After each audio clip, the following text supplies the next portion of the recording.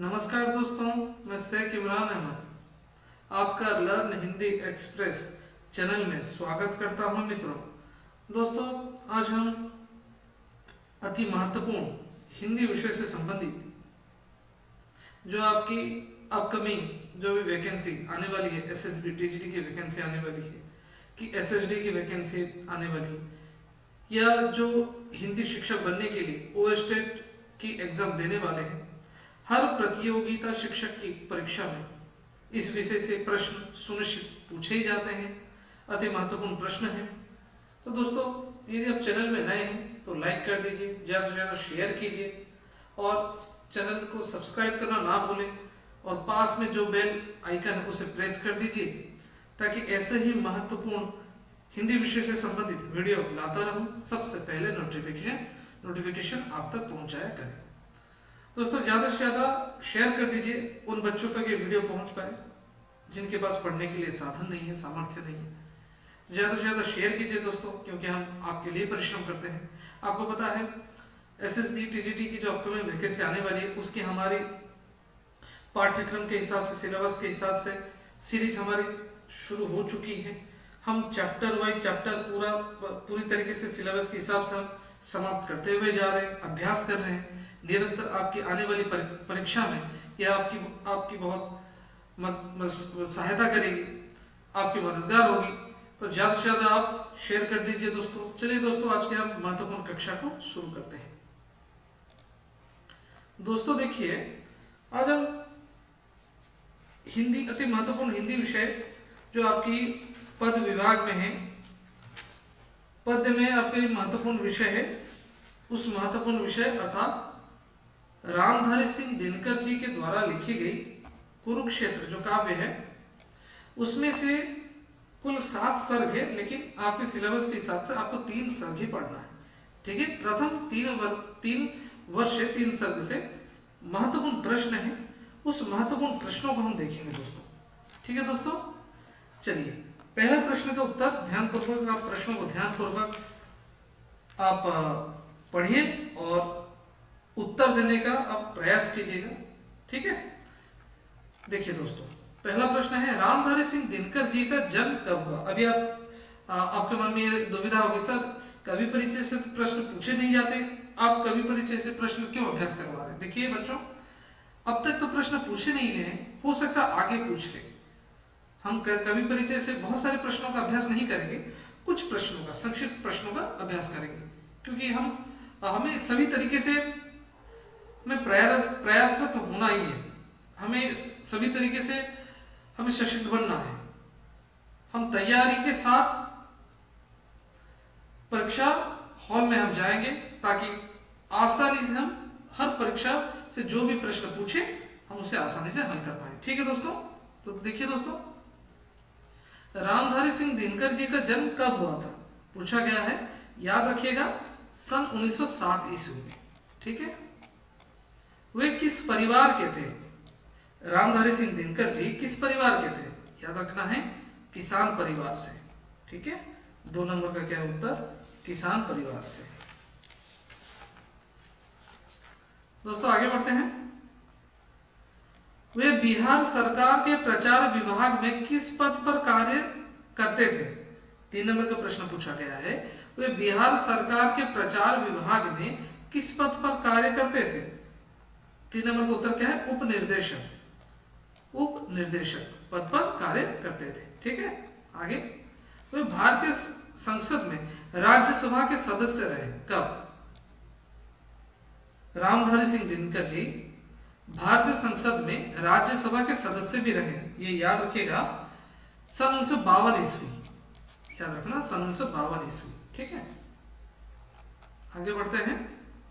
सन 1955 में दिनकर जी पोलैंड की राजधानी में गए थे, क्यों गए थे आपको बताना है। सन 1955 में दिनकर जी पोलैंड की राजधानी में गए थे, क्यों।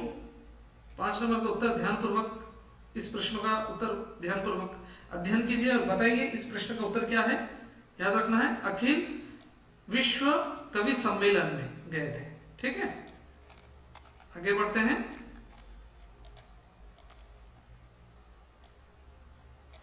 इतिहास के अध्याय पर क्या लिखा गया है? इतिहास के अध्याय पर क्या लिखा गया है? याद रखना, नौजवानों के लहू का मोल अति महत्वपूर्ण प्रश्न है, पूछे जा सकते हैं, याद रखिएगा। सारे देश की क्या बच गई? सारे देश की क्या बच गई? याद रखना है, लाज। सारे देश की क्या बच गई? लाज बच गई। ठीक है, 17 का ये नंबर उत्तर है। आगे बढ़ते हैं।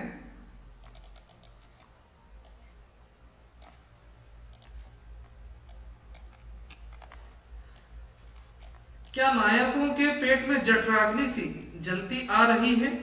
18 नंबर का उत्तर बताइए मित्रों। द्रोहाग्नि। क्या होगा? द्रोहाग्नि उत्तर इसका। विषैली व्यक्तियों की सांस से फैलती है क्या? 19 नंबर का उत्तर बताइए। लपटे। लपटे। ठीक है। हर्ष का स्वर कौन नहीं सुनता? हर्ष का स्वर कौन नहीं सुनता? मरने वाले। उत्तर है मरने वाले। 21 नंबर का उत्तर ध्यानपूर्वक पढ़िए। ओ युधिष्ठिर, ओ युधिष्ठिर, सिंधु के हम पार हैं, कौन कहता है? 21 नंबर का उत्तर क्या होगा? सुयोधन। सूर्योधन, यहाँ पर ये प्रिंटिंग मिस्टेक है, याद रखना। सूर्य मतलब जो दुर्योधन को सुयोधन बुलाया जाता था, इसका वास्तविक नाम है ये सुयोधन ही था, लेकिन इसने बुरे कर्म किए थे, इसलिए इसे दुर्योधन करके पुकारा जा रहा था। ठीक है, याद रखिएगा आप सभी। आगे बढ़ते हैं हम। वहां महाभारत कैसे दिखता है? वहां महाभारत कैसे दिखता है? अंतः शून्य सा। उत्तर है अंतः शून्य सा। आगे बढ़ते हैं। मेरे हाथ में क्या रह गए? मेरे हाथ में क्या रह गए? 23 नंबर के प्रश्न का उत्तर बताइए। व्यंग्य और पश्चाताप। व्यंग्य और पश्चाताप, इसका उत्तर है 24 नंबर बताइएगा। 5 असहिष्णु नर के द्वेष के कारण देश का क्या हो गया? संहार, मैत्री, लाभ या समृद्धि? 24 नंबर का उत्तर बताइए मित्रों, क्या होगा? संहार। उत्तर इसका है संहार। आगे बढ़ते हैं। दिव्य वस्त्रालंकृता किसे बताया गया? दिव्य वस्त्रालंकृता किसे बताया गया? कुंती, गांधारी, भानुमति या द्रौपदी? 25 नंबर का उत्तर बताइए मित्रों। द्रौपदी। आगे, इस युद्ध में किसका लहू है? इस युद्ध में किसका लहू है? 26 नंबर का उत्तर बताइए। अभिमन्यु। अभिमन्यु क्या होगा? 26 का सी है, अभिमन्यु। अच्छा, एक प्रश्न आपसे मैं यहां पूछना चाहूंगा, कमेंट बॉक्स में जवाब दीजिएगा। द्रौपदी जो है, मतलब द्रौपदी के अंदर बदले की ज्वाला की भावना उमड़ रही थी, क्योंकि भरी सभा में दुर्योधन ने अपमान किया था। तो कितने वर्ष तक द्रौपदी ने अपने केस खुले रखे थे? आपको ये प्रश्न बताना है। ये परीक्षा में भी पूछी गई है, एलटीआर की परीक्षा में ये प्रश्न पूछी गई है। जल्दी कमेंट बॉक्स में आप जवाब दीजिए। ठीक है,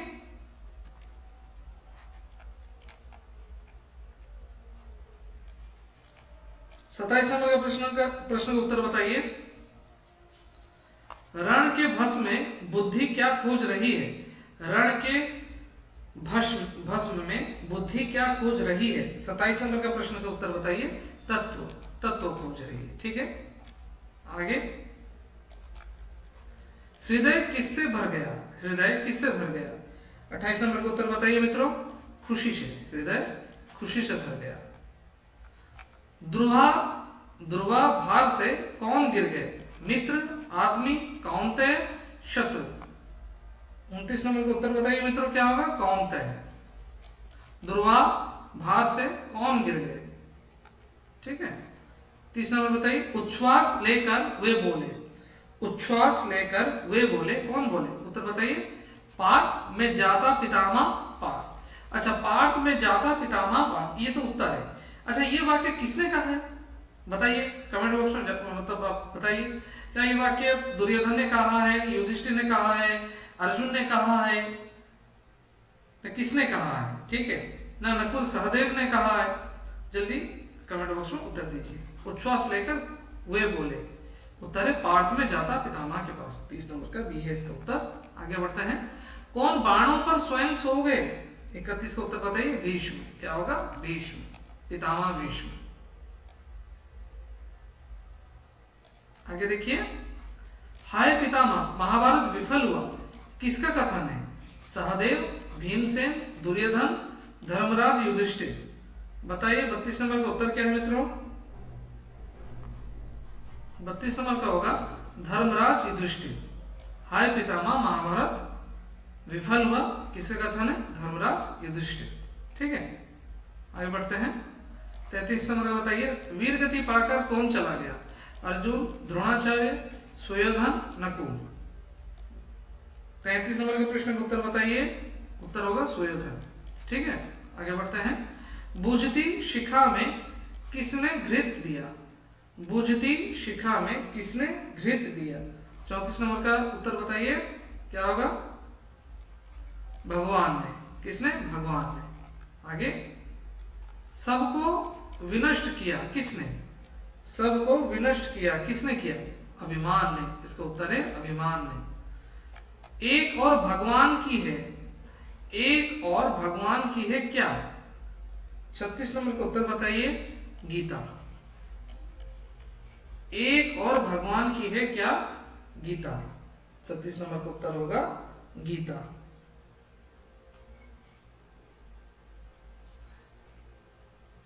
एक और भगवान की है क्या? गीता। आगे, सोते जागते मैं क्या सुनता हूं? 37 नंबर का उत्तर बताइएगा। सोते जागते मैं क्या सुनता हूं? अर्जुन के लाल की पुकार। इसका उत्तर होगा अर्जुन की लाल की पुकार। आगे बढ़ते हैं।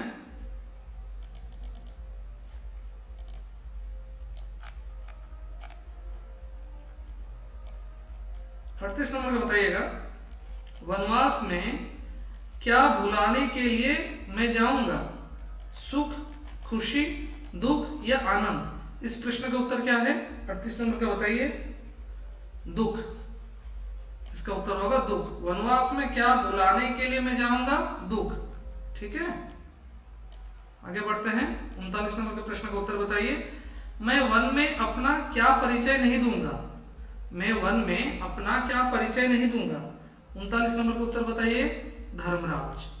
ठीक है, क्योंकि जो धर्मराज युधिष्ठिर होते हैं, इन्हें मतलब इतनी पश्चाताप होती है, क्योंकि रणभूमि में जब कौरव और पांडव आपस में लड़ते हैं और मतलब बहुत सारे ऐसे जो वीर योद्धा होते हैं, नवयुवक होते हैं, जिनकी मृत्यु हो जाती है, जिनकी पत्नियां विधवा हो जाती हैं, ये वे किसी के पति होते हैं, वे किसी के बेटे होते हैं, तो इतनी खून की नदियां बह जाती है। तो धर्मराज युधिष्ठिर अपने आप